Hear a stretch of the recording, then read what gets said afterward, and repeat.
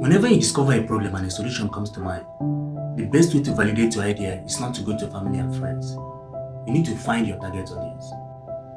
These are the people who are affected by the problem and can be relieved by your solution. These people don't have any reason to agree with you unless the solution you bring is beneficial to them. Interacting with this set of people helps you discover two things. One is the value of your solution, and the two is how best to deliver it.